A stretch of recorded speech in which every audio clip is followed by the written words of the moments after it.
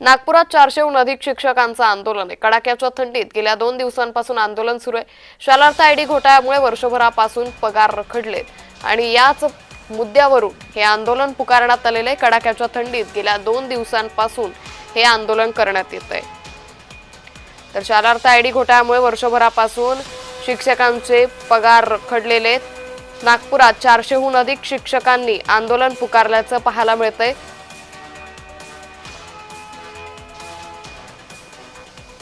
सरकार मायबापाला आम्हाला विचारायचं आहे, ह्या सरकार मायबापाला आम्हाला प्रश्न करायचा आहे की आमची याच्यामध्ये भूमिका काय।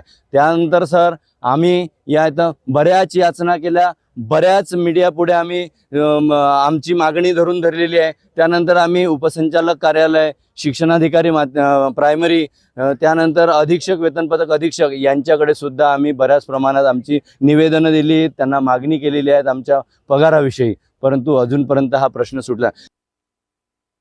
आम्ही जे पुतळे बनवलेले आहे शासनाचा पुतळा आहे सर, हे शासन प्रशासन आणि ह्या मॅडम आहेत डीडी ऑफिसवाल्या मॅडम, उपसंचालिका मॅडम। तर आम्ही याच्यासाठी यांचे पुतळे बनवलेले आहेत की मागील 10 महिन्यापासून जे आमचे वेतन रखडलेले आहे ते यांनी त्वरित सुरू करावे, कारण आमच्यावर जो अन्याय होत आहे त्याचा सर्वस्व जबाबदार ह्या मॅडम आहेत सर।